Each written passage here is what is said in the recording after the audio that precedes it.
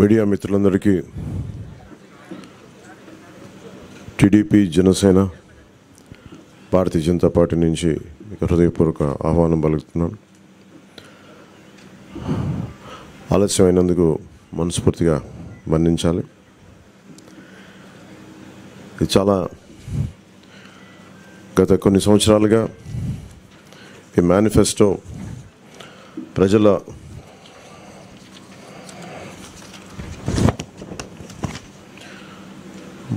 తెలుగుదేశం పార్టీకి జనసేనకి రెండు పార్టీలకి ముఖ్యంగా వచ్చిన రిప్రజెంటేషన్స్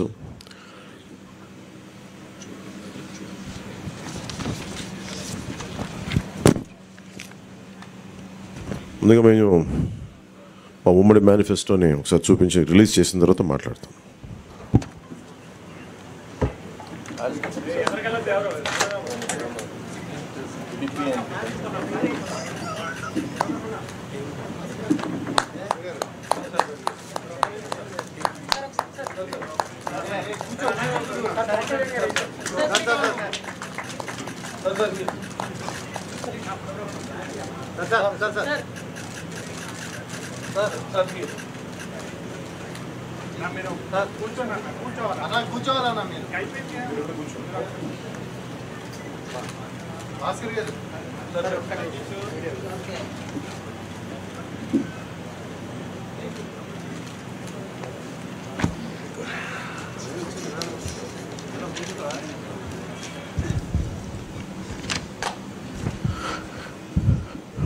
ఓకే, తెలుగుదేశం పార్టీకి జనసేన పార్టీకి వారి యోగంలో వచ్చిన రిప్రజెంటేషన్స్, అలాగే జనవాణి కార్యక్రమంలో వచ్చిన వినతులు కానీ ఆన్లైన్లో వచ్చిన సూచనలు కానీ అందరికీ రెండు పార్టీలకు వచ్చిన సూచనలని క్రోడీకరించి ఈ మేనిఫెస్టో తయారు చేయడం జరిగింది. ముఖ్యంగా రాష్ట్ర ప్రజల నేటి అవసరాలను తీరుస్తూ రేపటి ఆకాంక్షలకు సాకారం చేసే ఈ మేనిఫెస్టోని కూటమి ప్రభుత్వం పరిశుభ్రంగా దీన్ని అమలు చేస్తుంది. దీంట్లో ముఖ్యమైన అంశాలు ఏమేమి తీసుకున్నామంటే, ఆంధ్రప్రదేశ్ ప్రజల భవిష్యత్తు ఆల్మోస్ట్ కత్తి మనపైన వేలాడుతూ ఉంది. ప్రపంచంలోనే అత్యంత శక్తివంతమైన తెలుగు జాతి నేడు ఆంధ్రప్రదేశ్ పరిస్థితిని చూసి తలదించుకుంటుంది. లూటీ కోసమే 13 లక్షల కోట్ల అప్పు చేసి రాష్ట్ర ఆర్థిక వ్యవస్థను దివాళా తీయించారు. గత 5 ఏళ్లుగా అన్ని రంగాల్లో రాష్ట్రం తిరోగామి దిశలో పయనిస్తున్నది. సమాజంలో ఎటు చూసినా అభద్రత, అశాంతి, హత్యలు, ఆత్మహత్యలు కనిపిస్తున్నాయి. ధరలు, పన్నులు, ఛార్జీలు, అప్పుల బాధుడితో ఒక్కో కుటుంబం పైన దాదాపు 8 లక్షల భారం మోపారు. 10 రూపాయలు ఇచ్చి 100 రూపాయలు కొట్టేస్తూ పొద్దున్నే పథకం కింద డబ్బులు ఇచ్చి సాయంత్రం సారా కింద పట్టుకెళ్ళిపోయే ఈ ప్రభుత్వం చేస్తూ ఉన్నారు. పట్టభద్రుల నిరుద్యోగంలో 24% దేశంలోనే ఏపీ మొదటి స్థానంలో ఉంది. రైతుల ఆత్మహత్యల్లో 3వ స్థానంలో, 18 ఏళ్లలోపు బాలికలపై జరుగుతున్న అత్యాచారాల్లో 2వ స్థానంలో ఉంది. పోలవరం నదుల అనుసంధానాన్ని గోదాట్లో ముంచేశారు. సంపద సృష్టి, ఉపాధి కల్పన కేంద్రమైన ప్రజా రాజధాని అమరావతిని విధ్వంసం చేశారు. SC, ST, BC, minority subplan నిధుల్ని 1,00,000 కోట్లు దారి మళ్లించారు. ఇక అన్నా క్యాంటీన్లు కానీ, నిరుద్యోగ భృతి కానీ, పండగ కానుకలు లాంటి 100కి పైగా తెలుగుదేశం ప్రభుత్వ సంక్షేమ కార్యక్రమాలు రద్దు చేశారు. ముఖ్యంగా గత కొద్ది రోజులుగా నేను మాట్లాడుతాను ల్యాండ్ టైటిలింగ్ యాక్ట్ పేరు మీద. పట్టా పుస్తకాల మీద ఆంధ్రప్రదేశ్ రాజముద్ర తీసి జగన్ ఫోటో వేయించుకొని తన అచ్చరాగైన పనులు చాలా చేస్తూ లక్షలాది ఎకరాల ల్యాండ్ టైటిలింగ్ యాక్ట్ పేరు మీద లక్షలాది ఎకరాలని ప్రజల ఆస్తుల్ని కబ్జా చేస్తున్నారు. ల్యాండ్, శాండ్, వైన్, మైన్, గంజాయి, డ్రగ్స్, ఎర్రచందనం, రేషన్ బియ్యం మాఫియాలతో దాదాపు 8 లక్షల కోట్ల ప్రజాధనాన్ని కొల్లగొట్టారు. స్థానిక సంస్థల ఎన్నికల్లో బీసీ రిజర్వేషన్లని 10% కోత కోసి 16,800 రక్కి రాజ్యాంగ పదవులకి బీసీలకి దూరం చేశారు. విషపూరిత మద్యం పోసి 35 లక్షల మంది ఆరోగ్యాలను నాశనం చేశారు. 30,000 మంది ప్రాణాలు తీసి వారి భార్యలకి పసుపు తాడులు మంట కలిపారు. గృహ నిర్మాణం పేరుతో పేదల్ని అప్పుల పాలు చేశారు. ప్రశ్నించిన ప్రతిపక్షాలు ఎస్సీ, ఎస్టీ, బీసీ, మైనారిటీలని 600 మందిని హత్య చేశారు. వివేకానంద రెడ్డి గారి హంతకుల్ని ఇంకా కాపాడుతూనే ఉన్నారు. స్థానిక సంస్థలకు కేంద్రం ఇచ్చిన 12,000 కోట్ల రూపాయలని దారి మళ్లించారు. గ్రామ పట్టణాభివృద్ధిని దెబ్బతీశారు దారి మళ్లించి. ఈ విధ్వంస పరిస్థితులను చక్కదిద్ది రాష్ట్రాన్ని గాడిలో పెట్టేందుకే ఎన్నికల రూపంలో ఒక అవకాశం మన ముందుకు వచ్చింది. ఈ విధ్వంస పాలన సాగనంపి స్వర్ణాంధ్రను నిర్మించుకోవడానికే మా కూటమి అభ్యర్థులకి ఘన విజయం చేకూర్చాల్సిన అవసరం ప్రతి ఓటరు పైన ఉన్నదని విజ్ఞప్తి చేస్తున్నాం. తెలుగుదేశం పార్టీ చేసిన సూపర్ 6, అలాగే జనసేన ప్రతిపాదించిన షణ్ముఖ వ్యూహం, ఈ మూడిటితో కలిపి ముందుగా మేము 12తో ప్రారంభించి ఈరోజు సంపూర్ణంగా అన్ని ఎస్సీ ఎస్టీ అన్ని రకాల వర్గాలకి, ముస్లిం మైనారిటీలకి, క్రిస్టియన్లకి, అన్ని సంఘాల వాళ్ళకి, అన్ని రంగాల వాళ్ళకి చాలా సమగ్రంగా ఏర్పడిన కూటమి ఇది మన ఈ మేనిఫెస్టో. ఇది ముఖ్యంగా దీంట్లో నేను మీ దృష్టికి తీసుకొచ్చేది యువతకి 20 లక్షల ఉద్యోగాలు ఈ 5 సంవత్సరాల్లో, అలాగే నెలకి మనకి 3,000 రూపాయలు నిరుద్యోగ భృతి, స్కూల్కి వెళ్ళే ప్రతి విద్యార్థికి ఏడాదికి 15,000 రూపాయలు, ప్రతి రైతుకి ఏటా 20,000 ఆర్థిక సాయం, ప్రతి మహిళకి నెలకి 1,500 రూపాయలు 19 సంవత్సరాల నుంచి 59 సంవత్సరాల వరకు, ప్రతి ఇంటికి ఏడాదికి ఉచితంగా 3 గ్యాస్ సిలిండర్లు, మహిళలకి ఉచిత బస్సు ప్రయాణం,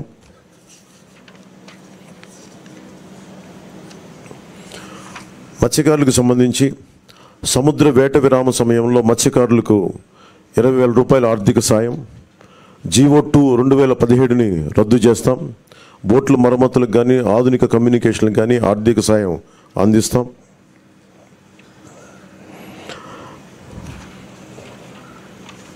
ముఖ్యంగా ఆర్యవైశ్య సంక్షేమానికి, ఆర్యవైశ్య కార్పొరేషన్కి తగు మేరకు నిధులు కేటాయింపు, చిరు వ్యాపారాలకు వడ్డీ లేని రుణాల సౌలభ్యం, స్వేచ్ఛాయుత వాతావరణంలో వ్యాపార నిర్వహణకు పటిష్ట చర్యలు, ముఖ్యంగా కన్యకా పరమేశ్వరి అమ్మవారి ఆత్మార్పణ దినోత్సవాన్ని అధికార కార్యక్రమంగా చేపడతాం.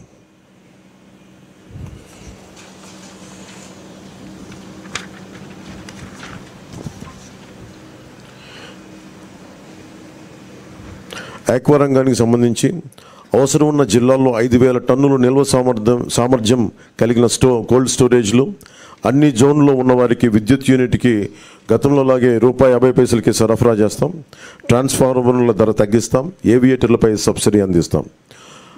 ఏ ఇసుక కోసం అయితే దోపిడీ చేసిందో జేపీ వెంచర్స్, దానికి ప్రజల నుంచి దాదాపు 39 మంది పైగా భవన నిర్మాణ కార్మికులు చనిపోయారు. మేమందరం వారికి అండగా ఉన్నందుకు ఈ రోజున వారికి సామాన్యులకి ఇసుక అందుబాటులో ఉండే విధంగా సమగ్రమైన ఇసుక విధానం, అలాగే ముఖ్యంగా విద్యార్థులకు సంబంధించి ఎయిడెడ్ కాలేజీలు, ప్రైవేట్ పీజీ విద్యార్థులకి ఫీజు రీయింబర్స్మెంట్ పునరుద్ధరిస్తాం, కాలేజీలకి రుసుము చెల్లించే సర్టిఫికేట్లు విద్యార్థులకు చిక్కులు లేకుండా చేస్తాం. ల్యాండ్ టైటిలింగ్ యాక్ట్ని రద్దు చేసి ప్రజలకి రక్షణ కల్పిస్తాం. మిగతావన్నీ చంద్రబాబు గారు తెలియజేసుకుంటారు. గౌరవ మాజీ ముఖ్యమంత్రి.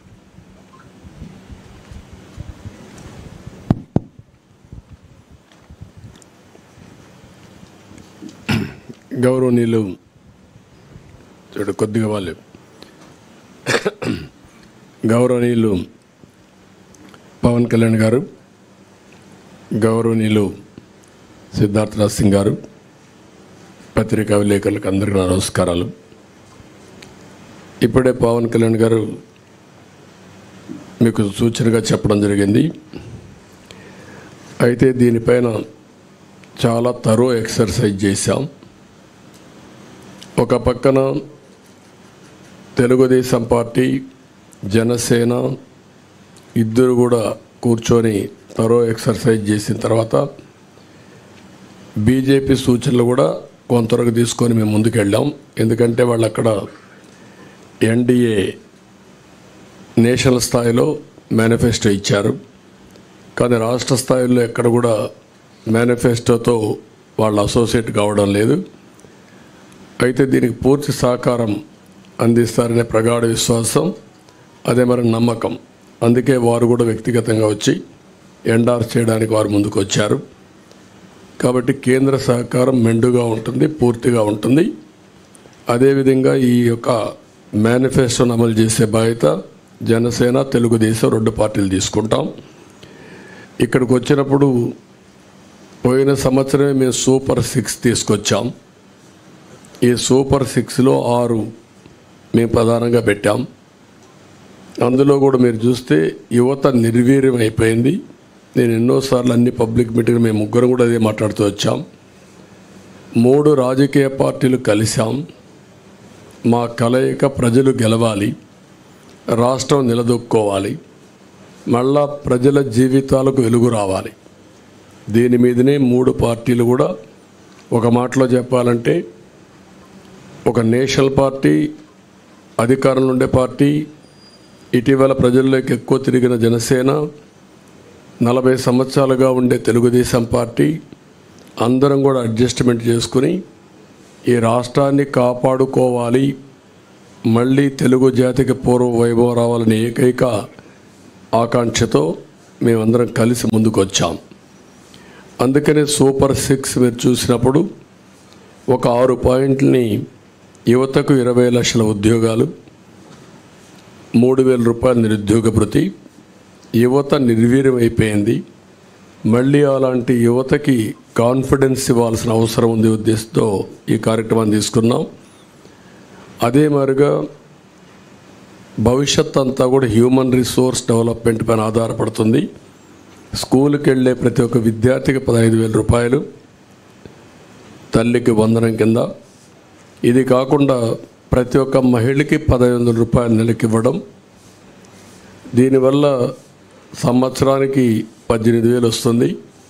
5 ఏళ్లలో 90,000 రూపాయలు ఈ ఒక్క కార్యక్రమం ద్వారా ప్రతి మహిళకు చేరే పరిస్థితి వస్తుంది. ప్రతి ఇంటికి ఏడాదికి 3 గ్యాస్ సిలిండర్లు. ధరలు పెరిగాయి. నిత్యావసర వస్తువుల ధరలు అయితే ఆకాశాన్నంటే పరిస్థితి వచ్చింది. పేదవాళ్ళు గ్యాస్ కూడా ఉపయోగించే పరిస్థితులు లేరు కాబట్టి దీన్ని ఇవ్వడం జరిగింది. ఉచిత ప్రయాణ సౌకర్యం. దీనివల్ల మొబిలిటీ మహిళల్లో ఎక్కువ ఉంటుంది. ఉద్యోగాలు చేయాలన్నా, వ్యాపారాలు చేయాలన్నా, బయట పోయి రావాలన్నా చాలా సులభంగా ఉంటుంది. అందుకే ఈ కార్యక్రమం తీసుకొచ్చాం. దీనికి తోడుగా షణ్ముగ వ్యూహం ఇది యాడ్ చేశాం. అందులో కూడా చూస్తే మీరు చూస్తే ఇంటింటికి రక్షిత మంచినీరు, కొళ్ళాయి ద్వారా నీళ్ళు ఇవ్వడం. రెండోది రాష్ట్ర వ్యాప్తంగా స్కిల్ సెన్సస్. ఇది first of it's kind in the country. ఇంతవరకు కులగణన చేశాం. రిలీజియన్గా ఏ కమ్యూనిటీ ఎంతున్నారు, ఏ రిలీజియన్ ఎంతమంది ఉంటారో చేశాం. ఫస్ట్ టైం స్కిల్ గణన చేయడం. అంటే స్కిల్ ఎవరికి ఎలాంటి స్కిల్స్ ఉన్నాయి, ఎలాంటి స్కిల్స్ సమాజంలో మెరుగైన అవకాశాలు ఉంటాయి, ప్రపంచంలో ఎలాంటి డెవలప్మెంట్ జరుగుతాయి, ఎలాంటి స్కిల్స్ మన యువతకు కానీ అందరికి కానీ ఇవ్వగలిగితే ప్రొడక్టివిటీ పెరుగుతుంది అనే దానిపైన మెయిన్గా ఫోకస్ చేయడం కోసం దీన్ని పెట్టుకోవడం జరిగింది. ఇంకొక పక్క చిన్న మధ్య తరహా పరిశ్రమలకి, అంకుర సంస్థలకి ప్రాజెక్ట్ వ్యయంలో గరిష్టంగా 10 లక్షల రూపాయల సబ్సిడీ ఇవ్వడం. ఇది కాకుండా ఇంకొక పక్కన చూస్తే ఎన్డీఏ ప్రభుత్వం తెచ్చిన 10% ఈడబ్ల్యూఎస్ రిజర్వేషన్స్ అమలు చేస్తాం. అది economically middle class all OCs ఎవరైతే ఉన్నారో వాళ్ళల్లో 10% ఈడబ్ల్యూఎస్ రిజర్వేషన్స్ పెట్టి అందులో కూడా ఎకనామికలీ బ్యాక్వర్డ్కి రిజర్వ్ చేసి విద్యా ఉద్యోగాల్లో ప్రాధాన్యత ఇస్తాం. ప్రజాదాని అమరావతిని మళ్ళా కొనసాగించి ఉపాధి ఉద్యోగ అవకాశాలన్నీ కల్పిస్తాం. ఇది కాకుండా ఇంకొక పక్కన మీరు చూస్తే యువత కోసం చాలా స్పష్టమైన ఒక మేనిఫెస్టో తీసుకొస్తున్నాం. దీంట్లో మీరు చూసినప్పుడు మెగా డిఎస్సి ఫస్ట్ సిగ్నేచర్ కింద పెడతాం. ప్రతి సంవత్సరం జాబ్ క్యాలెండర్ ఉంటుంది. ఉత్తరాంధ్ర, కోస్తా, రాయలసీమ ఉద్యోగ కల్పనకి ఏ అవకాశాలు ఉన్నాయో అన్నీ ఉపయోగించుకుంటాం. ఎంఎస్ఎంఈకి ఎక్కువ ప్రోత్సాహం ఇస్తాం. పరిశ్రమలకు అనుకూలంగా పాలసీలు తీసుకొస్తాం. మళ్ళీ పెద్ద ఎత్తున పెట్టుబడులు తీసుకొచ్చి రాష్ట్రానికి ఉపాధి అవకాశాలు కల్పించే బాధ్యత తీసుకుంటాం. యువత ఎప్పుడు సాలిడ్గా ఫ్యూచరిస్టిక్గా ఉండడం కోసం క్రీడల్ని ప్రోత్సహిస్తాం. డిజిటల్ లైబ్రరీస్ని ఎక్కడికక్కడికి అందుబాటులో తీసుకొచ్చి ఉద్యోగ అవకాశాలే కాకుండా నాలెడ్జ్ అప్గ్రేడ్ చేసుకుంటూ ముందుకెళ్తారు. అదే సమయంలో బీసీ డిక్లరేషను మేము జైహో బీసీ పెట్టాం. బీసీ డిక్లరేషన్ తీసుకున్నాం. 50 సంవత్సరాలకే నెలకు 4,000 రూపాయల పెన్షన్ బీసీలకు ఇస్తాం. బీసీలకు వాళ్ళ రక్షణ కోసం ప్రత్యేకమైన చట్టం ఒకటి తీసుకొస్తాం. బీసీ సబ్ ప్లాన్ ద్వారా 5 ఏళ్లలో 1,50,000 కోట్లు ఖర్చు పెట్టి తద్వారా వారి యొక్క వృత్తిపరంగా చేతిపరంగా వాళ్ళకు పూర్తి సహకారం ఇచ్చి వాళ్ళ పైకి తీసుకొచ్చే కార్యక్రమాలు తీసుకుంటాం. అదే మరిగా స్థానిక సంస్థల్లో నామినేటెడ్ పోస్టుల్లో 34% రిజర్వేషన్స్ వల్ల రెస్టోర్ చేయడం, నామినేషన్ల ప్రాధాన్యత ఇవ్వడం, చట్టసభల్లో 33% రిజర్వేషన్లు రావడానికి కేంద్రానికి రికమెండ్ చేస్తాం. కేంద్రంతో సంప్రదిస్తాం. ఇది జరిగే వరకు వారికి అండగా ఉంటాం. తక్కువ జనాభాతో ఎక్కువ పోటీ చేయలేని వర్గాలకి నామినేటెడ్ పోస్టుల ద్వారా రాజ్యాధికారంలో భాగస్వాములు చేస్తాం. ఇది కాకుండా బీసీ వాళ్ళ కులాల దామాషా ప్రకారం 140 బీసీ కులాలు ఉన్నాయి. ఆ కులాల్లో కొంతమంది ఎక్కువ ఉన్నారు, కొంతమంది తక్కువ ఉన్నారు. అందరి యొక్క జనాభా దామాషా వారి యొక్క ఎకనామిక్ కండిషన్ బట్టి వాళ్ళందరినీ కూడా ఎవాల్యుయేట్ చేస్తాం. దీని ప్రకారం కార్పొరేషన్లు పెట్టి అన్ని కార్పొరేషన్లకు నిధులిచ్చి తద్వారా వాళ్ళని ఆర్థికంగా పైకి తేవడం కోసం కృషి చేస్తాం. స్వయం ఉపాధికి ప్రతి సంవత్సరం ఒక 10,000 కోట్లు ఖర్చు పెడతాం బీసీల కోసం. ఇంకొక పక్క ఆదరణ కింద ఒక 5,000 కోట్లు ఖర్చు పెట్టి ఆధునిక పనిముట్లు అప్పజెప్పి వాళ్ళ యొక్క వృత్తిపరంగా చేసుకునే పనుల్లో ఆదాయాన్ని పెంచడం కోసం ముందుకు పోతాం. ఒక్కొక్క కులంలో వారసత్వంగా కొన్ని వృత్తులు వస్తూ ఉంటాయి. ఈరోజు యాదవులు ఉన్నారు. యాదవులు ఎప్పుడు కూడా పాడి పరిశ్రమ పైన ఎక్కువ ఆధారపడతారు. అందుకే ఈసారి పాడి పరిశ్రమకు కూడా ఇన్సూరెన్స్ పెట్టి అన్ని ఆవులు కానీ గేదెలు కానీ వీటికన్నిటికి ఇన్సూరెన్స్ పెట్టి ఎక్కువ రుణాలు ఇచ్చి ఆధునీకరణలో వాళ్ళని కూడా ఇన్వాల్వ్ చేసి వాళ్ళని డెవలప్ చేస్తాం. అదే మరి కురబ కులస్తులను చూస్తే గొర్రెల పెంపకంలో కూడా వాళ్ళు ఉంటారు. ఈరోజు అత్యాధునిక ప్రమాణాలతో మనం డెవలప్ చేసే అవకాశాలు ఉన్నాయి. అలాంటి పరిస్థితుల్లో వారికి ఇది వృత్తిపరంగా వారిని ఎంపవర్ చేస్తాం. చేనేత పరిశ్రమకి ఎవరైతే బాగా ఇబ్బందుల్లో ఉన్నారో అలాంటి వారందరికీ పవర్ లూమ్స్కు ఒక 500 యూనిట్లు, హ్యాండ్లూమ్కి 200 యూనిట్లు ఉచితంగా కరెంట్ ఇస్తాం. 24,000 రూపాయలు సంవత్సరానికి వాళ్ళకి ఇచ్చే బాధ్యత తీసుకుంటాం. ప్రతి కుటుంబానికి కూడా ఒక 24,000 రూపాయలు ఇచ్చి వాళ్ళని ఆదుకుంటాం. ఇవి కాకుండా ఈరోజు నాయీ బ్రాహ్మణులకి వాళ్ళ గౌరవ వేతనం దేవాలయాల్లో పనిచేసి అందరికీ 25,000 రూపాయలు గౌరవ వేతనం ఇప్పిస్తాం. షాపులకు 200 యూనిట్లు కరెంటు ఉచితంగా ఇస్తాం. గీత కార్మికులకి మద్యం షాపుల్లో 10% రిజర్వేషన్లు పెడతాం. వడ్డరికి క్వారీల్లో 15% రిజర్వేషన్లు పెడతాం. రాయల్టీ సీనరీ ఛార్జీల్లో మినహాయింపిస్తాం. ఇది కాకుండా రజక దోబిఘాట్ల నిర్మాణానికి ప్రోత్సాహాలు ఇస్తాం. అదే మరి దోబిఘాట్ల కోసం పవర్ కూడా 200 యూనిట్లు ఉచితంగా ఇచ్చి వాళ్ళని ఆదుకుంటాం. మత్స్యకారులు ఎవరైతే ఉన్నారో విరామ సమయంలో వేటకు పోలేని సమయంలో 20,000 రూపాయల ఆర్థిక సహాయం చేసి 217 జీవోని రద్దు చేస్తాం. వారిని అన్ని విధాలు ఆదుకోవడానికి బోట్ల మరమ్మతులు కానీ కొత్త బోట్లు కొనియడం కానీ ఇవన్నీ చేస్తాం. ఎక్కడికక్కడ ఏవైతే ఈ చిన్న చిన్న పోర్ట్స్ ఇవన్నీ ఉన్నాయో దానికి కూడా ప్రాధాన్యత ఇచ్చి వారిని ఆదుకోవడం కోసం ముందుకెళ్తాం. స్వర్ణకారుల అభివృద్ధి కోసం కొత్తగా ఒక కార్పొరేషన్ పెడతాం. వారిని కూడా ఆదుకుంటాం. ఎవరైతే ఈ ప్రభుత్వంలో అతి దారుణంగా తోట చంద్రయ్య, అమర్నాథ్ గౌడ్, జల్లయ్య యాదవ్, పాల సుబ్బారావు ఇలాంటి వ్యక్తులను అతి క్రూరంగా చంపేశారు. ఆ కేసులన్నీ రీఓపెన్ చేస్తాం. తప్పకుండా కఠినంగా యాక్షన్ చేసి వాళ్ళందరిపైన కఠిన చర్యలు తీసుకొని వాళ్ళ ఆత్మకు శాంతి కలిగే విధంగా బీసీల కోసం మేము పనిచేస్తాం. ఇంకొక పక్క మహిళలు ఉన్నారు. నేను ముందే సూపర్ 6లో 4 కార్యక్రమాలు మహిళలకే ఇచ్చాం.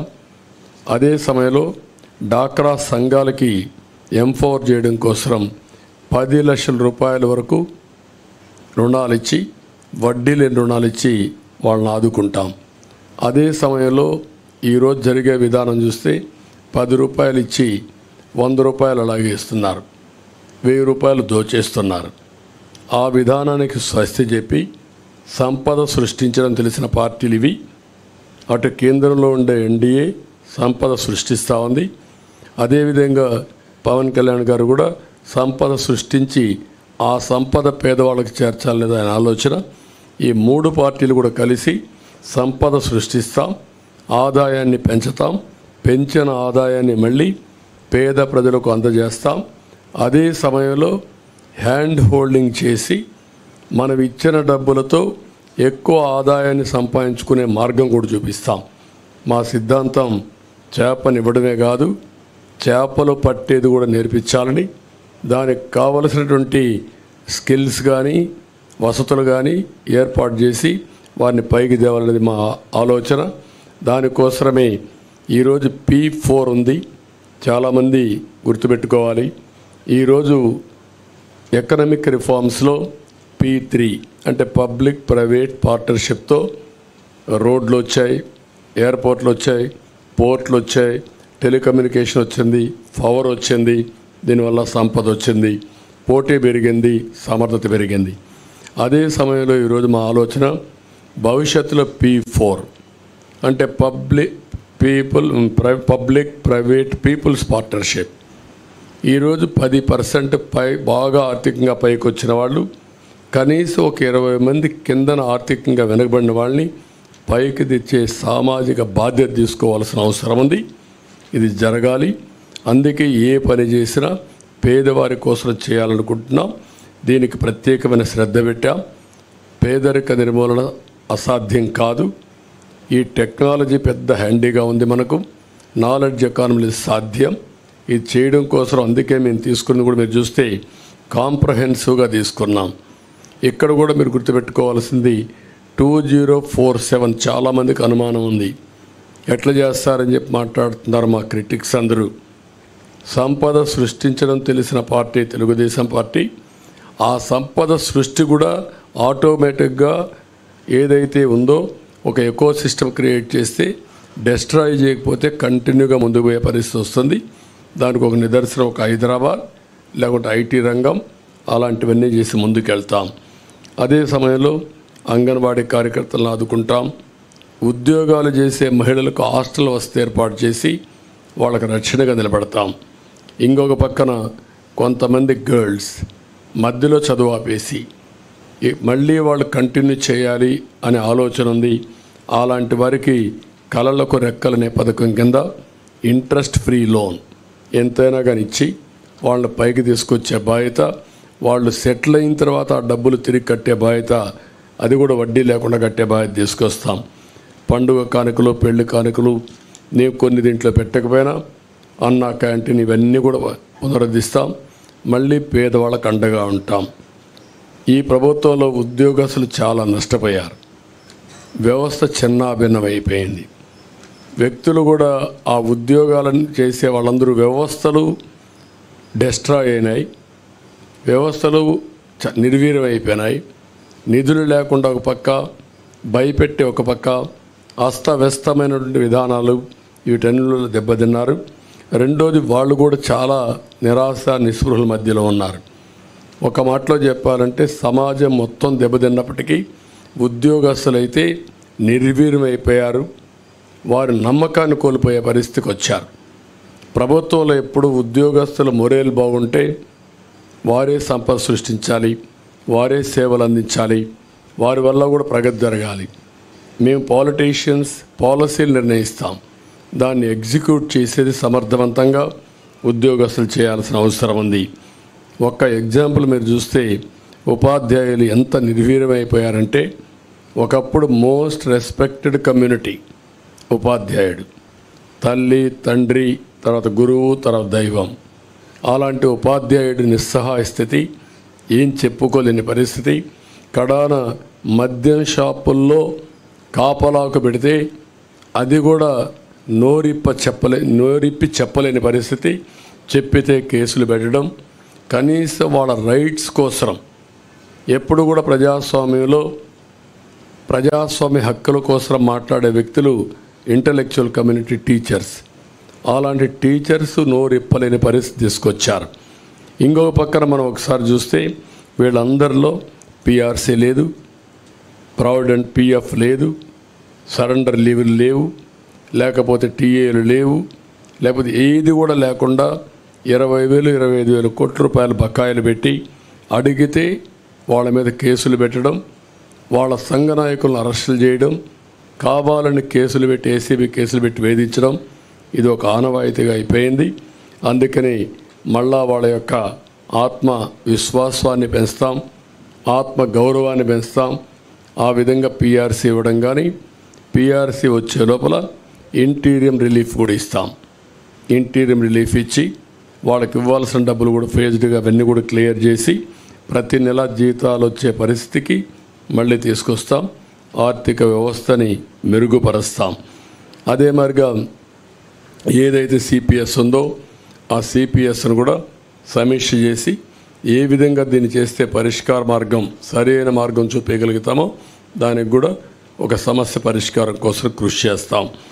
ఇది కాకుండా తక్కువ జీతాలు పొందే అవుట్సోర్సింగ్ కానీ, లేకపోతే అంగన్వాడీ కానీ, లేకపోతే మీకు పోలీసు వ్యవస్థల్లో ఉండే వీళ్ళందరికీ కానీ వాళ్ళందరినీ ఏ విధంగా చేయాలి అవన్నీ చేస్తాం.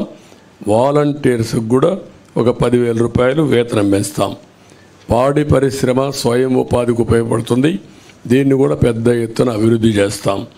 ఇది కాకుండా కాపు సంక్షేమం కోసం ఒక 15,000 కోట్ల రూపాయలు ఖర్చు పెడతాం. ఇప్పుడు ఫస్ట్లో మీరు చూస్తే ఈబీసీ తీసుకొచ్చాం. ఈబీసీ తీసుకొచ్చినప్పుడు 10% ఈబీసీలకు రిజర్వేషన్ చేసే పరిస్థితి వస్తుంది. 10% అంటే ఉద్యోగాల్లో కాలేజ్ సీట్లలో 10% ఉంటుంది. అందులో కాపులు ఎక్కువ మంది ఓసీస్లో వెనుకబడిన వర్గాలు ఉంటే, ఆర్థికంగా వెనుకబడి ఉంటే వాళ్ళకి ఎక్కువ రిజర్వేషన్లు వస్తాయి. ఆ విధంగా దామాషా ప్రకారం వారి వారి ప్రాధాన్యతను బట్టి దానికి ఇచ్చే పరిస్థితి వస్తుంది. అవసరమైతే 5 ఏళ్ళకు ఒకసారి సమీక్ష చేసుకుంటాం, ఎకనామిక్ సర్వే చేపిస్తాం. ఆ సర్వే ప్రకారం ముందుకు పోతాం.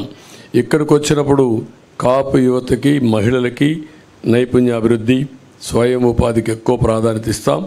కాపు భవనాలు కూడా కట్టి వారిని ఆదుకుంటాం. అదే సమయంలో ఆర్యవైశ్య సంక్షేమం కోసం ముందుకు పోతాం. క్షత్రియ సంక్షేమం, అగ్రవర్ణాల్లో ఉండే ఇతర పేదలకు కూడా న్యాయం చేయడం, ఇవి చేస్తూనే ఈరోజు ప్రత్యేక కార్పొరేషన్ ఏర్పాటు చేసి ఎక్కడికక్కడ ఇవన్నీ ముందుకు తీసుకుపోతాం. ఇంకొక పక్క పెన్షన్ కూడా మొన్నే అనౌన్స్ చేశాం. 4,000 రూపాయలు పెన్షన్ ఇస్తున్నాం. అది కూడా ఏప్రిల్ నుంచి ఇస్తాం.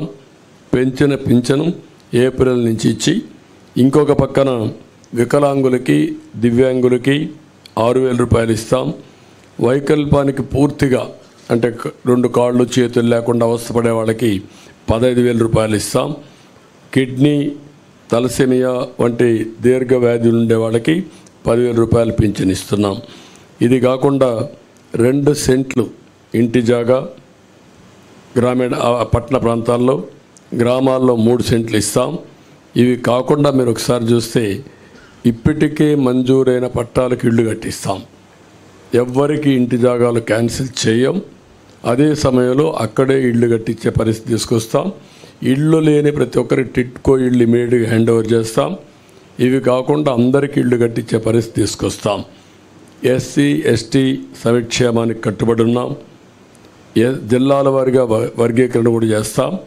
ఎస్సీ ఎస్టీలకు 50 సంవత్సరాలకే పింఛన్ ఇస్తాం. సప్లాన్ నిధులు వారి అభివృద్ధి కోసమే ఖర్చు పెడతాం. ఏజెన్సీలో ఆదివాసీ ఉపాధ్యాయులు నియామకం చేస్తాం. జీవో నెంబర్ 3 మళ్ళీ రివైవ్ చేస్తాం. ఎస్సీ ఎస్టీ సంక్షేమ పథకాలన్నీ తీసుకొచ్చి ఎస్సీలపైన దాడులు చేసిన వారందరిపైన కఠిన చర్యలు తీసుకొని వారిలో ఒక నమ్మకాన్ని క్రియేట్ చేస్తాం. ఎస్సీ ఎస్టీ బ్యాక్లాగ్ పోస్టులు కూడా పూర్తి చేస్తాం. ముస్లిం మైనారిటీ సంక్షేమం కోసం వాళ్ళకు కూడా 50 ఏళ్ళకే పింఛన్ ఇవ్వడం, ఈద్గాలు, కబరిస్తాన్లు ఇవన్నీ కూడా స్థలాలు కేటాయించడం, విజయవాడ సమీపంలో ఆది హౌస్ కట్టడం, నూరు భాషా కార్పొరేషన్కి ఏటా ఒక 100 కోట్ల రూపాయలు కేటాయించడం, మైనారిటీ ఫైనాన్స్ కార్పొరేషన్ ద్వారా 5 లక్షల వరకు వడ్డీ లేని రుణాలు ఇవ్వడం, ఇమాం మౌజంలకి 10,000 రూపాయలు, 10,000 5,000 గౌరవ వేతనాలు ఇవ్వడం, అర్హత ఉన్న ఇమాములకి ప్రభుత్వ కాజీలుగా నియమించడం, మసీదుల నిర్వహణకు ప్రతి నెల 5,000 రూపాయల ఆర్థిక సహాయం, హాజ్ యాత్రకు పోయే ఒక్కొక్క ముస్లింకి 1,00,000 రూపాయల ఆర్థిక సహాయం చేయడం చేస్తాం. క్రిస్టియన్ సంక్షేమానికి కట్టుబడి ఉన్నాం. వారికి కూడా ఏమేమి ఉన్నవన్నీ చేస్తాం. అదే సమయంలో వ్యవసాయం 9 hours అన్ఇంటరప్టెడ్ కరెంట్ ఇస్తాం. సోలార్ పంప్ సెట్స్ అన్నీ ఫ్రీగా పెట్టించి తద్వారా వాళ్ళు ఉత్పత్తి చేసుకున్న కరెంటు వాళ్ళు వాడుకుని మిగిలిన కరెంటు గ్రిడ్కి ఇచ్చే ఏర్పాటు చేస్తాం. అంటే ప్రతి ఒక్క పంప్ సెట్ వాళ్ళకు సోలార్ ఇస్తాం. సోలార్ ఇచ్చిన తర్వాత వాడు వాడుకోవచ్చు. వాడుకోగా మిగిలిన కరెంటు గ్రిడ్కి ఇస్తే డబ్బులు ఇచ్చే ఏర్పాటు చేస్తాం. కేంద్ర ప్రభుత్వం ఇచ్చినటువంటి రూఫ్ టాప్ సోలార్ ఎనర్జీ కూడా ఇంటిగ్రేట్ చేస్తాం. అక్కడ కూడా వాళ్ళ ఇండ్లకు వాడుకొని మిగిలిన కరెంట్ ఇవ్వచ్చు. ఒక్కొక్కసారి వాళ్ళకు అవసరమైతే మళ్ళా గ్రిడ్ నుంచి డ్రా చేసుకోవచ్చు. 2 విధాలుగా. అంటే ఒకసారి ఎండలున్నప్పుడే సోలార్ వస్తుంది, వర్షాలు వచ్చినప్పుడు రాలేకపోవచ్చు. అలాంటప్పుడు గ్రిడ్ నుంచి ఇస్తాం. అలాంటి వస్తువుని ఏర్పాటు చేసి ఏ ఊరికి ఆ ఊరు కరెంట్ ఉత్పత్తిలో డీసెంట్రలైజేషన్ ఆఫ్ పవర్ జనరేషన్కి ముందుకు పోతాం. అంటే ఒక్కొక్క ఊర్లో చేస్తాం. ఒక సబ్స్టేషన్ యూనిట్ తీసుకుంటాం. సర్ప్లస్ డెఫిసిట్ అక్కడనే మేనేజ్ చేస్తాం. అప్పటికి కూడా షార్ట్ ఫాల్ ఉంటే గ్రిడ్ మేనేజ్మెంట్కి వెళ్తాం. అంటే మా ఉద్దేశం ఎక్కడ వీలైతే అక్కడ పంప్డ్ ఎనర్జీ కూడా పెడతాం. పంప్డ్ ఎనర్జీ పెట్టి ఎప్పుడైతే కరెంట్ రాని పీక్ టైంలో ఈ పంప్డ్ ఎనర్జీ ద్వారా పవర్ జనరేట్ చేసి ముందుకు వెళ్తాం. అదే సమయంలో ధరల స్థిరీకరణ నిధి ఏర్పాటు చేస్తాం. ఏవైతే సబ్సిడీ ద్వారా అన్నీ ఆపేశారు, వాళ్ళు ఇచ్చే 7,500 రూపాయలు తప్ప ఏది ఇవ్వడం లేదు. ఇప్పుడు దాన్ని మేము 20,000 రూపాయలు చేస్తున్నాం. ఇది కాకుండా మళ్ళీ ఏవైతే యంత్రాలు కానీ ఇవన్నీ కూడా ఏమేమి చేయాలో అవన్నీ చేస్తాం. కౌలు రైతులకు గుర్తింపు కార్డులు ఇస్తాం. ఇంకొక పక్క ప్రతి పార్లమెంట్లో 1,000 ఎకరాలు ఏవైతే ZBNF ఉందో సేంద్రియ వ్యవసాయం ఒక మోడల్ ఫార్మ్స్ తయారు చేస్తాం. దీన్ని ఇంకా బాగా విస్తరించి ఒక ఆదర్శంగా ముందుకు తీసుకెళ్తాం. ఎక్కడికక్కడ గిడ్డంగులు, కోల్డ్ స్టోరేజ్ ఇవన్నీ ఇంప్రూవ్ చేస్తాం. డ్రిప్ ఇరిగేషన్ 90% సబ్సిడీ ఇస్తాం. ఇది కాకుండా సెరికల్చర్ రైతులను ఆదుకుంటాం. అగ్రికల్చర్ మనం అక్వాకల్చర్ రైతులకు కూడా ఒక యూనిట్కి ₹50 కరెంట్ ఇస్తాం. ఇంకొక పక్క ల్యాండ్ టైటిలింగ్ యాక్ట్, ఇది nothing but Jagan land grabbing act. అతను ల్యాండ్ గ్రాబ్ చేయాలనుకుంటున్నాడు, అందుకే ఇలాంటి నల్ల చట్టాలు తీసుకొస్తున్నాడు. దీని పేరే జగన్ ల్యాండ్ గ్రాబింగ్ యాక్ట్. సొంతం కోసం పెట్టుకొని ఇలాంటి వ్యక్తులందరినీ ప్రోత్సహించి ప్రభుత్వ ఆస్తులపైన కత్తిపెట్టి బెదిరించి భయభ్రాంతులు చేసి ఎవరైనా మాట్లాడినా లేకపోతే వాళ్ళకు అవసరం ఉన్నా లాగేసుకునే పరిస్థితి వస్తారు. ఇప్పటికే ఈ రాష్ట్రంలో 40 ఏళ్ళు 50 ఏళ్ళు సంపాదించిన ఆస్తులు మెడ మీద కత్తిపెట్టి రాయించేసుకున్నారు. అది ఒక పోర్టు కావచ్చు, లేకపోతే ఇంకొక పక్క ఒక భూమి కావచ్చు, ఒక ఇండస్ట్రీ కావచ్చు, లేకపోతే ఒక క్వారీ కావచ్చు, ఒక మైనింగ్ కావచ్చు. ఏదైనా సరే మీరు చూస్తే మొత్తం రాగించుకున్నారు. ఎందుకు పోర్ట్లు చేతులు మారాయని అడుగుతున్నా, ఎందుకు సెజ్లు చేతులు మారాయని అడుగుతున్నా, ఎందుకు స్టూడియోస్ చేతులు మారాయని అడుగుతున్నా, ఎందుకు ఆస్తులు బలవంతంగా చేతులు మారాయని అడుగుతున్నా. There is no answer. ప్రతి ఒక్కరూ ఏ స్థాయికి వచ్చారంటే మా ప్రాణాలుంటే చాలు, మేము బ్రతికితే చాలు, ప్రాణాలుంటే వేరే ప్రాంతాలకు పోయి 10 రూపాయలు సంపాదించుకుంటాం, ఇక్కడుండి మేము ప్రాణాలు పోగొట్టుకోలేమనే ఉద్దేశంతో సరెండర్ చేసేసారు. 30 ఏళ్ళు 40 ఏళ్ళు సంపాదించిన ఆస్తులవి. అలాంటి దుర్మార్గమైన కార్యక్రమాలు జరిగాయి. అవన్నీ కూడా నేను ఎగ్జాంపుల్ చెప్పమంటే అన్నీ చెప్పడానికి సిద్ధంగా ఉన్నా. రేపు గవర్నమెంట్ వస్తానే ఒకటి కాదు ఎందుకు మారాయో నేను అడుగుతున్నా. కాకినాడ సెజ్ ఎందుకు మారింది, కాకినాడ పోర్ట్ ఏంటి, గంగవరం పోర్ట్ అన్నీ ఒకటి కాదు. మైనింగ్ ఈరోజు సిలికా మైనింగ్ మన గూడూరు దగ్గర ఉన్నాయి. ఒక్క ఓనర్ ఉన్నాడు, ఒరిజినల్ ఓనర్. దాంట్లో రాష్ట్రంలో క్వారీస్ ఉన్నాయి, కనీసం చిన్న చిన్న క్వారీస్ కూడా మొత్తం లాగేశారు. ఒక్క క్వారీ ఎవరి దగ్గర లేదు. గ్రనైట్, గెలాక్సీ గ్రనైట్ ఎందుకు చేతులు మారాయి, ఎవడు తీసుకున్నాడు? ఎవరైనా బరి తెగించి నువ్వు చంపేసినా పర్వాలేదు అని అడ్డం తిరిగిన వాళ్ళు క్యాన్సిల్ చేసి హెవీ ఫైన్స్ వేసి ఆపరేట్ చేయకుండా చేసి సమయం వచ్చినప్పుడు చూసుకుంటాను గమ్మునుండే పరిస్థితికి వచ్చారు. ఈరోజు మీరు చూశారు శాండ్ విషయంలో సుప్రీంకోర్టు మేము ఎన్ని ఆదేశాలు ఇచ్చినా మీరు యాక్షన్ చేయడం లేదు కాబట్టి ఇమ్మీడియట్ పండి, ఎక్కడ కూడా ఇసుక తవ్వడానికి వీలు లేదు, ఇమ్మీడియట్గా మాకు కౌంటర్ ఫైల్ చేయమని గవర్నమెంట్కి ఇక్కడ డిపార్ట్మెంట్కి ఆదేశాలు ఇచ్చే పరిస్థితి వచ్చింది. ఎన్నిసార్లు కామెంట్ చేశారు హైకోర్టు, ఎన్నిసార్లు కామెంట్ చేశారు సుప్రీంకోర్టు, ఎన్జిటి ఎంత స్పష్టమైన ఆదేశాలు ఇచ్చింది. అంటే కోర్టులు అంటే లెక్కలేదు, రెగ్యులేటరీ ఏజెన్సీస్ అంటే లెక్కలేదు, ఇష్టానుసారంగా చేసే పరిస్థితికి వచ్చారు. అందుకే మేము వస్తానే జగన్ ల్యాండ్ గ్రాబింగ్ యాక్ట్ని రద్దు చేస్తాం. ఇది ఆయన కోసం పెట్టుకున్న ల్యాండ్ గ్రాబింగ్ యాక్ట్. ఇది నిన్న అడిగారు భాస్కర్ రెడ్డి అనే వ్యక్తి పులివెందల్లో జగన్మోహన్ రెడ్డి సతీమణిని అడిగారు. ఏమడిగారు? మా నాన్న మా తాత ఇచ్చిన భూమి పైన మీ ఫోటో ఎందుకు పెట్టుకున్నారు, మీ ఆయన ఫోటో ఎందుకు పెట్టుకున్నారు అడిగారు. రాజముద్ర పడవలసింది ఎక్కడ? ఇలాంటి ఫోటో వేస్తే ఎవరు సహిస్తారని అడుగుతున్నా. What is the answer? నువ్వు అంటున్నావు కదా నన్ను మెచ్చారని, సమాధానం చెప్పు. నువ్వు ఇచ్చావా ఈ ఆస్తి? మీ తాత ఇచ్చాడు ఈ ఆస్తి? నీ సాక్షి పేపర్ నుంచి సంపాదించి ఇచ్చారా? మీ భారతీయ సిమెంట్ నుంచి ఒక బస్తా ఉచితంగా ఇచ్చావా? కాబట్టి ఇవన్నీ కూడా మనం గుర్తుపెట్టుకోవాల్సింది. ప్రజలు మాటలాడలేని పరిస్థితి, నిస్సహాయ స్థితికి నెట్టేసి భయభ్రాంతులు చేసి పోలీసులు పెట్టుకొని హైహ్యాండెడ్గా మాట్లాడితే అరెస్టులు చేసి, అరెస్ట్ చేసిన తర్వాత వాళ్ళు పోలీస్ టార్చర్ చేసి ఇలాంటి దుర్మార్గమైన పనులు చేశారు. కాబట్టి దీనిపైన ఇప్పుడు అన్నీ అయిపోయినాయి. ఇప్పుడు కడాన ప్రైవేట్ ఆస్తులపైన కూడా పెట్టారు. ఇప్పుడు చాలామంది రాష్ట్రం వదిలిపెట్టి వెళ్ళిపోతున్నారు. నిన్న మీరు చూశారు ఒక అమ్మాయి ఆరుద్ర, ఆ ఆరుద్ర అమ్మాయి వారణాసికి వెళ్ళిపోయింది. వారణాసికి వెళ్ళిపోయి మళ్ళా తిరిగి నేను రావాలంటే ఈ ప్రభుత్వం పోతే వస్తాను, నేను రాలేనని చెప్పే పరిస్థితికి వచ్చింది. మీ అందరికీ ఐడియా ఉంది ఆరుద్ర ఏ విధంగా ఫైట్ చేసిందో. రంగనాయకమ్మ ఏం తప్పు చేసింది ఆవిడ? ఈ రాష్ట్రం వదిలిపెట్టి వేరే రాష్ట్రానికి పొట్ట కోసరం పోయే పరిస్థితి వచ్చేసింది.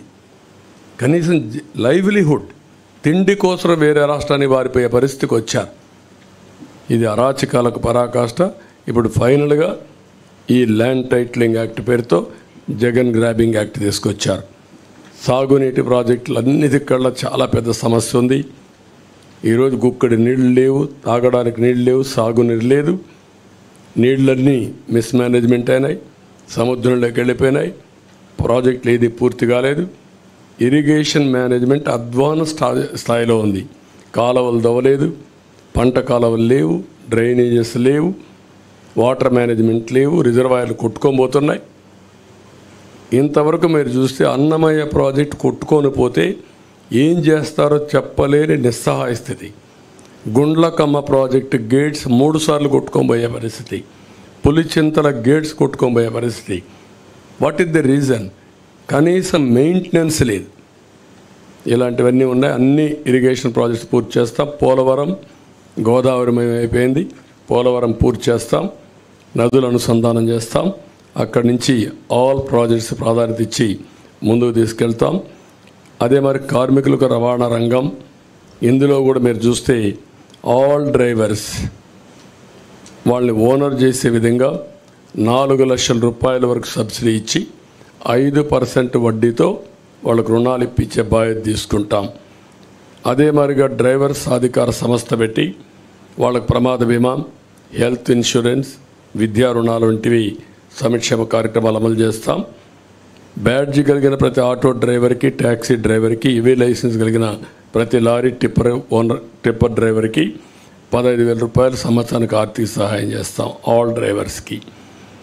జీవో నెంబర్ 21 ఇది ఫైన్లు భారం తగ్గించడం రద్దు చేసి మళ్ళీ ఫ్రెష్గా తీసుకొస్తాం. గ్రీన్ ట్యాక్స్ కూడా తగ్గిస్తాం. అసంఘటిత రంగ కార్మికుల కోసం చంద్రన్న బీమా మళ్ళా తీసుకొస్తాం. భవన నిర్మాణ బోర్డు పునరుద్ధరిస్తాం. ముఠా కార్మికుల సంక్షేమానికి ప్రత్యేకమైన బోర్డు కూడా తీసుకొస్తాం. మళ్ళీ ఇన్సూరెన్స్ చంద్రన్న బీమా పథకాన్ని తీసుకొచ్చి సహజ మరణానికి 5 లక్షలు, యాక్సిడెంట్ జరిగిపోతే 10 లక్షల రూపాయలు ఆర్థిక సహాయం చేస్తాం. ఫస్ట్ టైం హెల్త్ ఇన్సూరెన్స్ తీసుకొస్తున్నాం. ప్రతి ఒక్క కుటుంబానికి 25 లక్షల రూపాయలు హెల్త్ ఇన్సూరెన్స్ చేస్తాం. 25 లక్షల రూపాయలు ఇన్సూరెన్స్ ఇప్పిస్తాం. ప్రతి ఒక్కరిది డిజిటల్ హెల్త్ కార్డ్స్ ఎస్టాబ్లిష్ చేస్తాం. ప్రతి ఒక్క మండలంలో జనరిక్ మెడికల్ షాప్ ఒకటి పెడతాం. అవి పెట్టినప్పుడు చాలా కాస్ట్ ఎఫెక్టివ్గా ఉంటుంది. అవి కూడా పెట్టి అందరికి అందుబాటులో పెడతాం.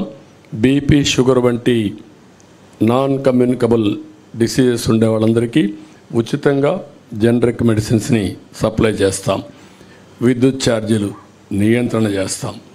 మళ్ళా కట్టడి చేస్తాం. అవినీతి అరికడతాం. సమర్థత పెంచుతాం. ఇంకొక పక్క చెత్త పన్ను ఇలాంటివన్నీ కూడా రద్దు చేస్తాం. ఇంటి పన్నులు కూడా హేతుబద్ధత ఉండాలి. ఇవన్నీ కూడా ఎక్కడికక్కడ సమీక్ష చేస్తాం. పెట్రోల్, డీజిల్ కూడా ధరలు నియంత్రణ చేస్తాం.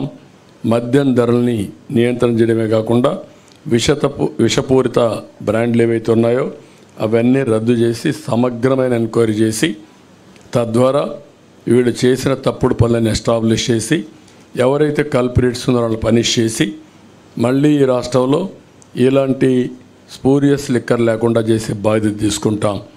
అన్నా క్యాంటీన్లు ఏర్పాటు చేస్తాం.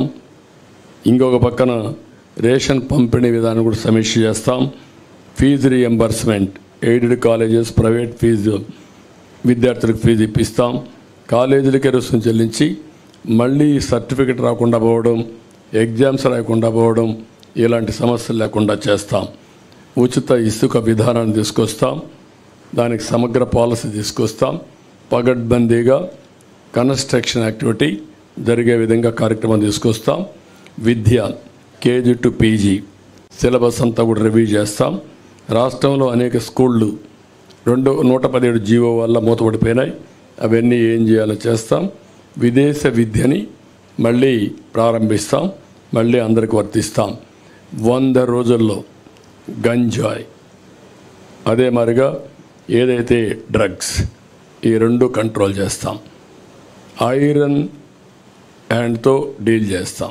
ఉక్కు పదంతో అణిచివేస్తాం. ఎట్టే పరిస్థితుల్లో ఈ రాష్ట్రంలో డ్రగ్స్ ఉండడానికి వీల్లేదు, గంజాయి ఉండడానికి వీల్లేదు. 5 ఏళ్లలో ఒక్కసారి కూడా సమీక్ష చేయనటువంటి బాధ్యత లేని ముఖ్యమంత్రి.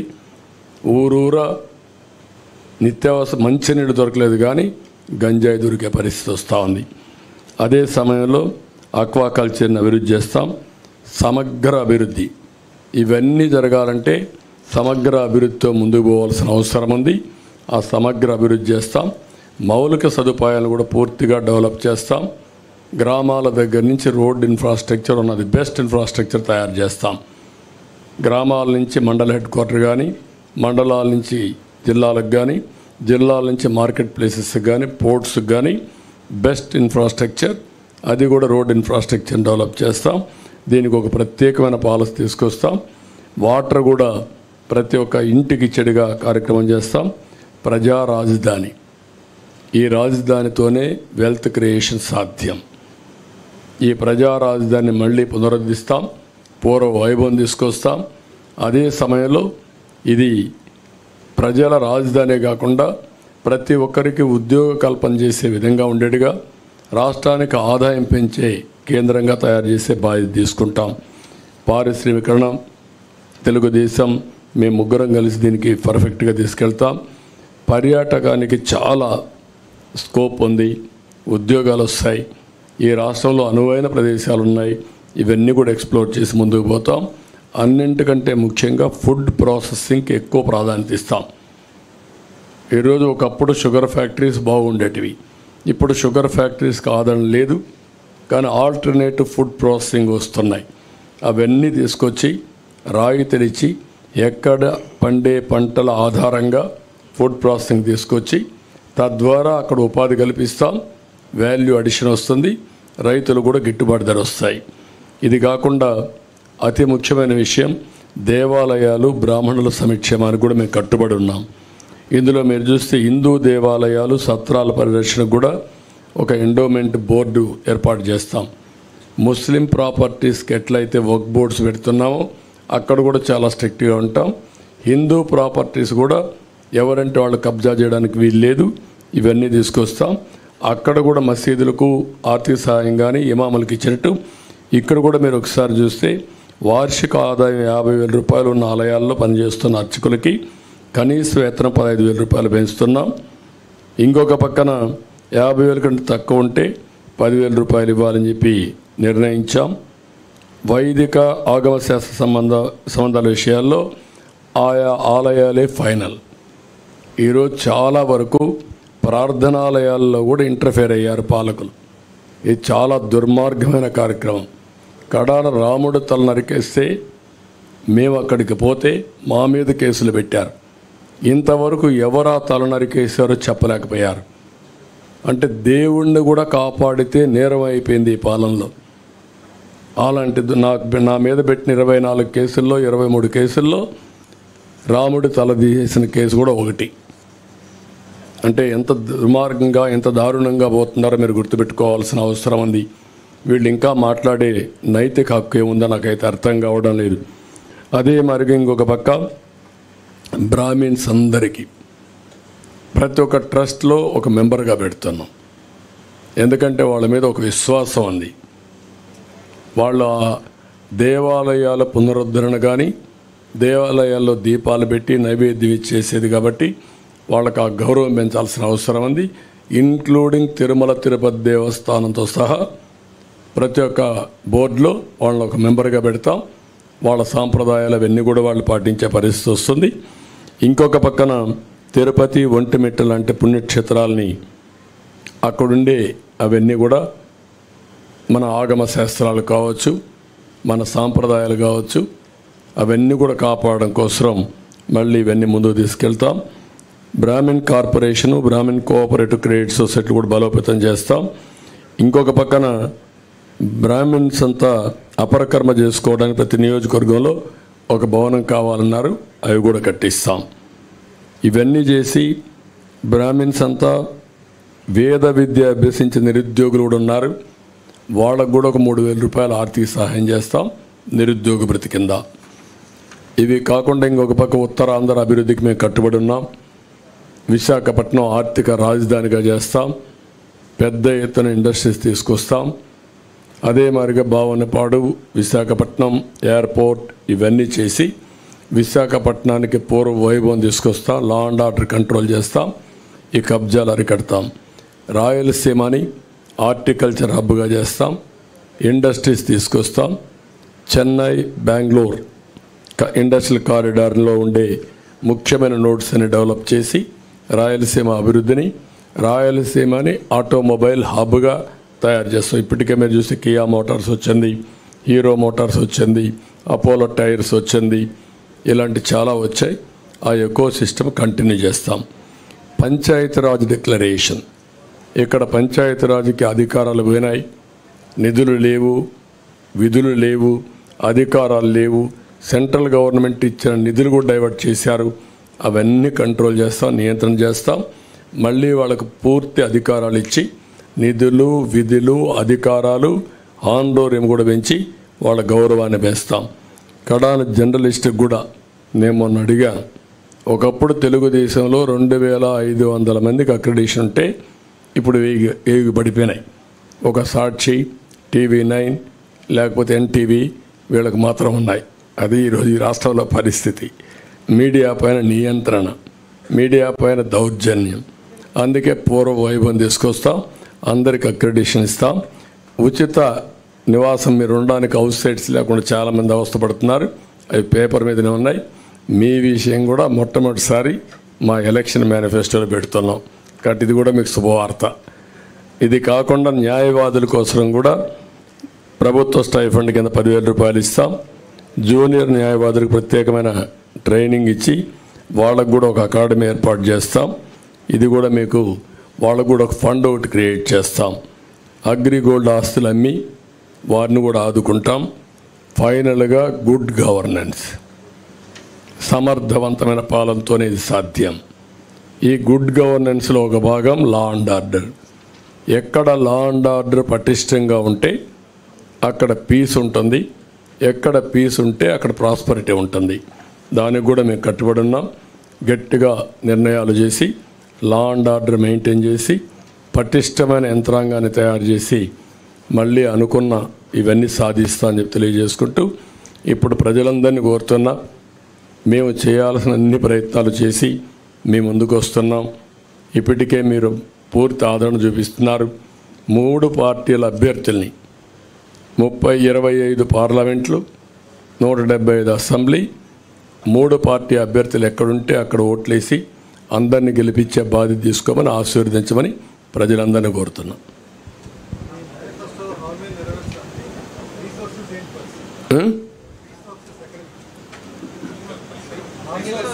జగన్మోహన్ రెడ్డి ఎక్కడ తెచ్చాడు? సాక్షిని తెచ్చాడా? భారతిని తెచ్చాడా? మీకు ఒకటి గుర్తుపెట్టుకోవాలి, క్లియర్గా 2019లో రిసోర్సెస్ ఉపయోగించడం సమర్థవంతంగా ఉపయోగించి వెల్త్ క్రియేట్ చేశాం. ఆ రోజు వచ్చిన ఇండస్ట్రీ కియా మోటార్స్ ఒక ఎగ్జాంపుల్ తీసుకోండి. 5 ఏళ్లలో గొల్లపల్లి రిజర్వాయర్ కట్టి కియా మోటార్ ఏర్పాటు చేసి ఫస్ట్ కారు నేనే మ్యానుఫ్యాక్చర్ అనేది తీసుకొచ్చాం. ఇప్పటికి 12 లక్షల కార్లు ఉత్పత్తి అయ్యింది, ప్రపంచం మొత్తం తిరుగుతున్నాయి. దానివల్ల లాభాలేంటి? 15,000 కోట్ల రూపాయలు పెట్టుబడులు పెట్టారు. దగ్గర 12,000 15,000 మంది పనిచేస్తారు డైరెక్ట్గా. దాని మీద ట్రక్ ఓనర్సు, ట్రక్ డ్రైవర్సు, అక్కడ ఉండే అకామిడేషను అన్నీ కలుపుకుంటే ఒక 30,000 కుటుంబాలు బాగుపడ్డాయి. దీనివల్ల ప్రభుత్వానికి ఆదాయం వస్తుంది, ట్యాక్సెస్ ద్వారా 1000 కోట్లనే వస్తుంది. ఆ డబ్బులతో మనం సంక్షేమ కార్యక్రమాలు ఇస్తున్నాం. మీరు ఒక్క ఎగ్జాంపుల్ చెప్పండి, 5 ఏళ్లలో ఒక్క పరిశ్రమ వచ్చిందా? ఒక్క డెవలప్మెంట్ జరిగిందా? ఆదాయం ఎక్కడి నుంచి వస్తుంది? అందుకే బిగినింగ్లో వచ్చిన ఆదాయం 5 ఏళ్లకు ఎత్తిపోయే పరిస్థితికి వచ్చింది. ఇప్పుడు అప్పులు చేశారు. ఇప్పుడు ఏమంటున్నాడు? నేనేమీ చేయలేనని చేతులెత్తేసే పరిస్థితికి వచ్చాడు. ఎందుకు చేతులెత్తేసాడు? Reason is very simple. ఇప్పుడు ఏమీ చెయ్యలేమనే పరిస్థితికి వచ్చేసాడు. అంటే ఎప్పుడు కూడా మీ ఖర్చులు మీ ఆదాయాన్ని రెండు ఉంటాయి, అప్పులు కూడా ఉంటాయి. అప్పులు తెచ్చిన తర్వాత ఎగ్జాస్ట్ అయిపోయారు. నీకు అప్పిచ్చేవాళ్ళు లేడు, ఇప్పుడు అప్పిచ్చేవాళ్ళు లేరు, ఆదాయం వచ్చే మార్గాలు లేవు. ఆదాయ మార్గాలు మొత్తం క్లోజ్ చేసేసాం. అప్పులు ఇచ్చేవాళ్ళు చేతులెత్తే పరిస్థితికి వచ్చారు. ఇప్పుడు మిమ్మల్ని జప్తు చేసే పరిస్థితికి వచ్చారు. చేతులెత్తడం కాదు, జప్తు చేసే పరిస్థితికి వచ్చారు. ఒక్క అమరావతి ఒక ఎగ్జాంపుల్. 2,70,000 కోట్ల రూపాయలు ఆయన బటన్ నొక్కారంటున్నాడు. ఒక్క అమరావతిలో 3 లక్షల కోట్ల రూపాయలు యాజ్ ఆన్ టుడే ప్రజల ఆస్తి ఆవిరైపోయింది. వై? మీరేమీ చేసి ఉండక్కర్లేదు. యాజ్ ఇట్ ఈజ్ అమరావతిని వదిలిపెట్టుంటే 3 లక్షల కోట్లు వచ్చేది. దీనికి వ్యతిరేకంగా మీరేం చేశారు? 13 లక్షల కోట్లు అప్పు చేశారు. దానికి వడ్డీ కట్టాలి. అస్తవ్యస్త ఆర్థిక విధానాల వల్ల, విధ్వంసం వల్ల ఈ రాష్ట్రం సర్వనాశనం అయింది. ఆ మాట చెప్తున్నాం. ఎవరైతే మీరు అడిగే క్వశ్చన్కి 94, 95లో జీతాలు ఇవ్వలేని పరిస్థితి హైదరాబాద్లో. గుర్తుపెట్టుకోండి, 3 నెలలకు ఒకసారి జీతాలు ఇచ్చాను. తర్వాత అక్కడి నుంచి నిర్ణయాలు చేశాం. 2004 మిగుల బడ్జెట్, మిగుల కరెంటు సంపాదించాం. ఏం చేసామని ఆలోచిస్తే సంస్కరణలు తీసుకొచ్చాం, సంపద సృష్టించాం, ఆదాయాన్ని పెంచాం. ఆ మాటే చెప్పాం. మేము ఆదాయం పెంచే మార్గాలు మాకు తెలుసు, మళ్ళీ అభివృద్ధి చేసే మార్గాలు మాకు తెలుసు. అది చేయకుండా ఒట్టి మాటలతో, అది కాకుండా మాకు ఒక బ్రాండ్ ఉంది, కమిట్మెంట్ ఉంది 3 పార్టీలకి. ఈరోజు దేశంలో నేను అడుగుతున్నా, ఇదే స్పీడ్లో పోతే నేను కూడా చెప్పాను, ఈయనకి డ్రైవింగే రాదు, పరిపాలన చేత కాదు. సరే బస్సు ఎక్కిచ్చారు అందరూ కలిసి, డ్రైవర్ సీట్లో కూర్చొని పెట్టాం. వాడు రివర్స్లో పోతానంటున్నాడు. డ్రైవింగ్ రాని వాడు రివర్స్ దొలితే ఏమవుతుందండి? అదే చేశాడు ఈ రాష్ట్రాన్ని. రివర్స్ టెండరింగ్ ఏంటి? బుద్ధుండేవాడు ఏమైనా చేస్తాడు రివర్స్ టెండరింగ్? మాట్లాడడానికి ఏమైనా ఉందా మీకు? మీరు రాసినా కొంతమంది ఉంది, బ్లూ మీడియా ఉందని కూడా వాళ్ళకి ఆనందం. వాళ్ళు ఏ ముంచేసినా పర్వాలేదు, వీళ్ళు ఇక్కడ ఉన్న కూడా ఉండరు. అలాంటి కమిట్మెంట్ లేని రాజకీయాలతో ఈ రాష్ట్రం నాశనం అయింది. ఈరోజు నేను ఒక ఎగ్జాంపుల్ చెప్పాను మీకు, సింపుల్ అండి. మీరంతా ఇంటలెక్చువల్స్. బైఫర్కేషన్ సమయంలో మనకు తెలంగాణకు పర్ క్యాపిటల్ ఇన్కమ్ వ్యత్యాసం 35,000. నేను 5 ఏళ్ళలో కష్టపడి 27,000కి తగ్గించాను. అక్కడ జనాభా తక్కువ, ఆదాయం ఎక్కువ. ఇక్కడ జనాభా ఎక్కువ, ఆదాయం తక్కువ. పర్ క్యాపిటల్ పెంచాలంటే చాలా ఎఫర్ట్స్ ఉంటాయి. ఇప్పుడు ఎంత అయింది? అది 27,000 45,000 అయింది. Can you imagine? నీకు ఆదాయం ఎట్టొస్తుంది? ఇక ఆదాయమే లేకపోతే నీకు ప్రభుత్వానికి ఆదాయం ఎక్కడి నుంచి వస్తుంది? ఎవడు ఖర్చు పెడతాడు? కొనుగోలు శక్తి ఎక్కడిది వచ్చింది? This is where I'm saying. Okay అమ్మా, మీరు బయలుదేరండి. ఒక్క నిమిషం కన్క్లూడ్ చేద్దాం. మాకిద్దరికి కూడా ప్రోగ్రాంలు ఉన్నాయి. ఆయన ఇప్పుడు పోలవరం వెళ్ళాలి, ఆయన తొందరలో, నేను కూడా పిఠాపురం వెళ్ళాలి, ఇది దెందులూరు వెళ్ళాలి, తెనాలి రావాలి. బ్రీఫ్గా అడిగేయండి ఒక క్వశ్చన్, ఏదైనా చెప్తాను. తప్పులేదు, ఎందుకంటే వాళ్ళు ఒక సిద్ధాంతపరంగా నేషనల్ లెవెల్లో ఎన్డీఏ ఉంటుంది. ఎన్డీఏ మేనిఫెస్టో ఇచ్చారు. ఏ రాష్ట్రంలో కూడా వాళ్ళు మేనిఫెస్టోలో ఇన్వాల్వ్ కావడం లేదు. సంఘీభావం తెలియజేస్తారు. ఆ మాట వారు కూడా చెప్తా, వినండి. Sir, BJP has given any assurance if they come into power, they will support Andhra Pradesh under leadership. Will they give a special status implementation? I think my support here from the BJP on the release of TDP and Jan Sena is in itself a message that this alliance is going to deliver for the people, aspiration of the people of Andhra Pradesh and the national aspiration at the national level. So, double engine Sarkar will work here once the results are out on the 4th June, and you will see how we work together. How many Lok Sabha seats you are expecting from Andhra Pradesh? Sir, we have already said there is a 400 par, 400 plus. Andhra will contribute the maximum percentage which comes from any other states. What are the BJP assurances to Andhra Pradesh, specifically on this occasion of manifesto? My sitting here is in itself a support, sir. It is a Janasena and TDP manifesto. I'm asking about you. Sir, this is my manifesto is a national. Don't get confused. I'm a national party. We released a national manifesto. There was no other party, regional party with us. We released it. It's a TDP and Jan Sena alliance and BJP alliance is there, but they have released their manifesto. And BJP is sitting in support. What more do you want?